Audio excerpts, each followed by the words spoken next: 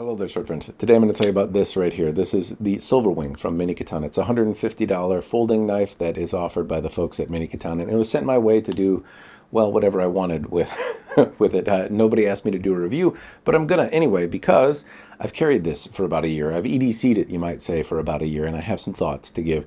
Mostly interesting thoughts because this is a weird, flamboyant, somewhat fantasy-inspired knife, and this is normally what I carry, which is quite a bit more boring and simple. And so, what did I learn by carrying something a little bit more complicated, a little bit more different? What was it like to transition to it? What? And hopefully that what is interesting to you gives you something to noodle on.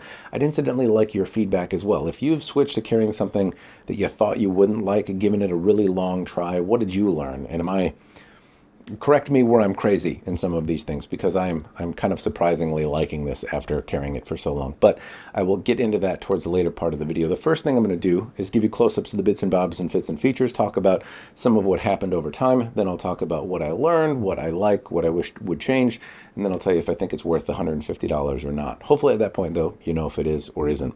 What I'm not going to do in this video, though, is break it, and I don't have a whole lot of video of me using it because I didn't think opening cardboard boxes would be particularly interesting. So I don't have much of that this time around. But if that is something you would like to see me do in the future, let me know and I will oblige.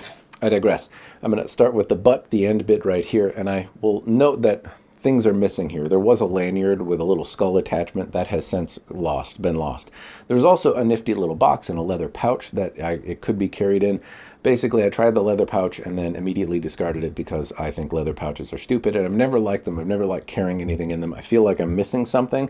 If you're a person that likes to carry in like a specific little leather pouch, let me know why, because it just never quite felt right to me. Even with Leathermans and things like that, it just never really worked well. So I tend to carry this in my pocket. The lanyard, incidentally, was different. This doesn't have a belt clip on it, and that is typically how every knife I have used has been carried. Is it rests in my pocket, and then I can feel it in my pocket and pull it out. This didn't have that belt clip on it, or a pocket clip or a clip of any kind on it. So a lanyard was placed in it.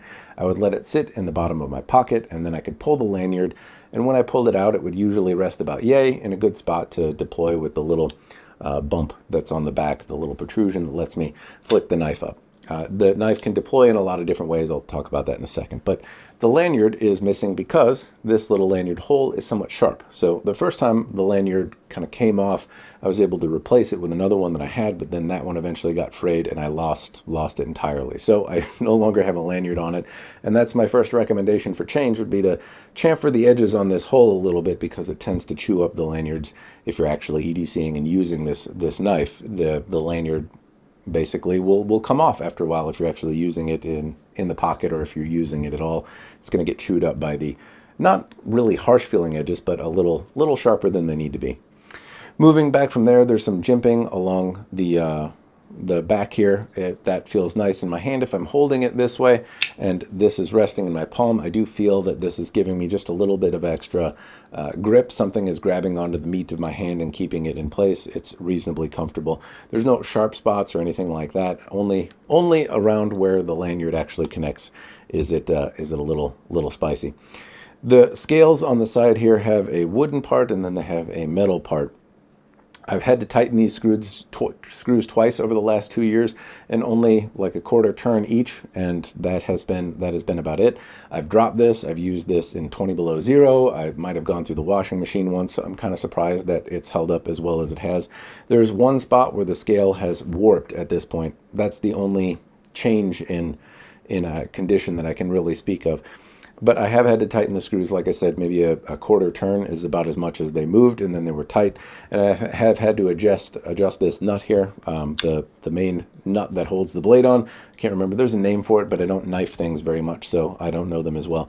Anyway, I've had to tighten this about 3 times, I want to say. And each time it's not really hard, just like I said, like a little bit of a quarter turn, and then I'm right back to where it's supposed to be.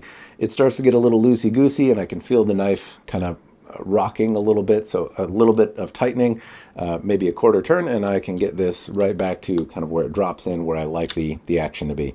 So anyway, that's all I've really had to do. It hasn't been very much, and considering the temperature and humidity changes that this has endured, that is not a lot. I have to do it more with the Benchmade than I do with this, which I thought was kind of surprising. If I carry this a lot and it goes through winters with me, I have to do more tightening on the Benchmade than I have on this. And given that this is kind of synthetic materials and this is organic materials with the wood anyway, I would have expected to have to futz with it more. So I was kind of surprised by that. But in terms of visuals, there is some wood, some burl that is an ebony. I don't know if it's burl, but it's an ebony colored wood that has some organic swoops and lines and grays in it. It's relatively pleasant. And then there's this floral engraved pattern on here. To me, these don't look great together. I'll talk about the aesthetics of the knife at the end, but they're somewhat incompatible, along with the skull on one end and then this kind of dragon-themed blade. It all looks a little busy, and I can't say that I like it. Initially, I kind of did. I liked all of the features and all of the different textures and all of the different kind of art styles going on. Over time, that I started to not like as much. But the little engraving area or etched area, I can't tell what it is. This floral area here is held up, and it doesn't patina. It hasn't rusted. I don't make a lot of effort to clean this after I handle it or if it gets wet. It's held up relatively well. It hasn't discolored or popped out. It doesn't scratch very easily despite being dropped a number of times. Not like hard on concrete, but I haven't been gingerly with it, and it's held up actually quite well. I can still make out some of the intricate patterns here, and it's done what it's supposed to do. The next bit to talk about is the blade, and this is where things are kind of interesting and where I really thought that this knife was kind of dumb. But it's obviously busy. It has this recurve and a deep belly and then a very fine point and these weird fullers on it, along with this eye and the weird jimping on the background, on the back, and it's just busy and fantasy inspired. Now, on closer look, it had a very good edge. I've honed this twice with just a ceramic rod. That's all I've done, and I haven't, it's lost its kind of hair popping edge. I don't think I could shave with it, or at least not a lot, but it's still reasonably sharp enough to do most tasks, and it hasn't gotten marred up. The edge has actually been quite durable. I have to sharpen this more, and all I'm really doing with this thing is opening cardboard boxes, opening my mail, picking my fingernails, prying things if I need to. Sometimes I have to scrape off UPS labels from boxes so I can reuse a box. That's a common task. Those are the kind of things that I use this knife for, and I've had to sharpen this one more than I have this. In terms of years of use and whatnot, I have to sharpen this more often, keep a nice edge on it than I have this one. So I've kind of been surprised at how durable, given how thin the edge is, how durable it's been. The other bit is it has this texture. You can maybe hear this in the mic. This Damascus pattern on here is like really etched in deep. It has like a texture on it. And when I put my thumb on the knife here, these fullers in this texture just are a little grippy. So if I'm scraping off UPS labels or something like that, I really feel like my grip works well. And the texture on the knife and the fullers do a pretty solid job of making me feel connected to the knife if I have my hands on it for whatever reason. The fullers also are interesting. I like complex fullers on a sword, and I'm usually loath to have them on a knife. But in this particular case, I figured, why not? And I've actually come to like the fullering and the shape of the knife more than I expected.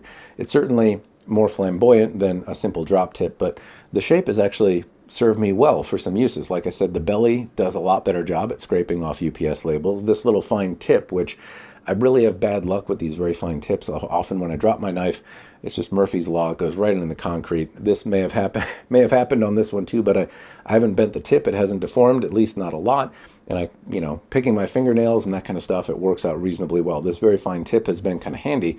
It also works really well if I live in an area where not a lot of people carry a knife, and some people get a little heebie-jeebied out by it. So if I take the knife out a little bit, open it just like this, and try to poke a box and open it, I feel like I'm in control and doing this motion, which is kind of a new thing because the Benchmade one has this a little bit more stronger spring assist on it. Granted, not every knife is going to have that, but I never opened it a little bit and just poked. And this certainly does that quite a bit easier. I can open it, deploy it a little bit, open a box. It's a lot more subtle motion, and that little pointy tip on it does all the work for me there. So I actually have really liked having this very pointy tip. It's done a pretty solid job for the box opening activities that the suburban weekend warrior guy I am does. So anyway, the knife as well, deep belly. It has almost like a slight hollow grind to it. It has a nice texture on it. It's very busy. It obviously has a dragon appearance to it. It's just a very busy knife. And that's, I suppose, initially what I thought was stupid about it was that it had this very fantasy look to it, and that just really wasn't something that I wanted in my pocket. I have to admit the general profile has grown on me. The things I liked initially, though, all of these features, the wood, the kind of engraved area, the really complex Damascus pattern. Now it looks a little busy, and I wouldn't mind it if it was just simpler. If I kept a more organic wood pattern with the Damascus, but like the floral and the wood, it's busy along with the skull thing that was hanging off the back on the lanyard. It's just too many different themes going on in my mind, and to simplify it into dragon scales or something like that would be more thematically dragon would it even be an improvement, even though it would make it more fantasy. Anyway, I don't really like the look. It's still very flamboyant. But if somebody asked me to use my knife and I hand them this, they open it up and they say, "Oh, that's a really interesting knife." Nobody is really too keen unless they're a knife guy, and Benchmade's aren't particularly exciting to most knife people anymore. But this one, people kind of stop and look at it and they're like, "Oh, that's really interesting," and it's a point of conversation. So that much has been fun. But apart from that, I would say that the looks, they have kind of waned a little bit. I don't like the way it looks as much, but the shape has become more ergonomic. In my hand, it feels great. The jimping on the back does a solid job if I'm holding it in some kind of hammer grip or putting my thumb on the spine to assist. I feel locked in. If I reverse the grip and want to do something like this, the jimping on the back does a solid job there. If I'm holding it kind of choked up on the blade to pry something loose or shave something off, then I feel connected. This is very ergonomic in terms of how it feels in my hand. It also deploys easy. Like I said, I can not deploy it and open boxes this way. It has the little finger assist on the back. If I want, I can kind of flick it forward and then it'll come out. I have to really toss it out there though. Otherwise, just a gentle thumb assist will get it out if I'm not trying to do anything crazy. So it deploys. It's very ergonomic. It feels solid in my hand, and those are all things I really didn't expect. This seemed like a really dumb look at me kind of knife. It had a little bit more pick me vibe than I would have expected, but in my hand it actually feels solid, and it's been very, very helpful in a lot of cases where this one is not. Granted, if I'm opening boxes, it's not really hard or anything like that to do it, but the way I can subtly use this, or how it feels in my hand if I need it in different grips, it just offers a little bit more versatility than the Benchmade did, which I honestly didn't expect and have really come to like. Also, the way it deploys in my pocket and comes out, it hasn't been a problem not having a clip on it, but I would certainly recommend adding a belt clip. All right, so friends, I'm going to wind it down a little bit here. To summarize, the looks, I liked them a little bit more at first. They've waned a little bit. Ergonomically, it's impressed me. Durability, it's impressed me. It's been actually a pretty stand-up knife for 150 bucks and not something that I would mind too much. I'm surprised that the way it has held in my pocket has likely caused me to lose it less. I'm also surprised that a blade this thin has had a knife edge that's held up as well as it has. I'm not sure what it's made from, but whatever it happens to be made from seems relatively durable. Also, this weird fantasy design has surprised me with the kind of ergonomics and practicality it has. It feels great in my hand all the time. It deploys very easily, and it opens itself to a variety of different grips and uses that the other knives that I've tended to carry haven't. So it has impressed me. Would I buy it though? Would I buy it for $150? Still probably no. I will admit, even after this experience of using it, if I saw a similar knife with kind of a weird look, I'd have to drive it. Knowing if somebody took this one away, I would maybe be comfortable going out and buy it because I really do enjoy it. However, I wouldn't do it again. If some other weird design came out that I didn't have the luxury of daily driving for a year, I don't know that I'd be comfortable taking another risk. At the same time, it has been fun. It's made me rethink what do I really like, and maybe I will test drive some other weird knives. If you have any recommendations for me of weird things that you've come to love over time and that don't get enough credit, let me know, and maybe that will be the next thing that opens my eyes to other kinds of knives and their uses out there. But anyway, this one impressed me in ways that I didn't expect, and to that, I've really enjoyed the experience, and I want to thank the folks at Mini-Katana for sending it my way. I hope the video has been useful. I know it's a little bit of a departure from what I normally do, but I thought, well, it's different. It's different, and I had fun with it. And I think that's the important thing to share, is I thought something useful from switching from a daily driver like this Benchmade right here to something like this would at least be interesting, if nothing else. But that's enough prattling. Cheers, and thanks for watching.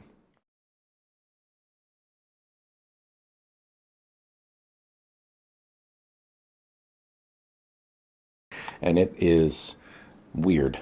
Please don't jump. Okay. Da da da da da. Also, God damn it, God, fuck, talk. Fix just learn to talk. What the fuck is it, Matt? What is it?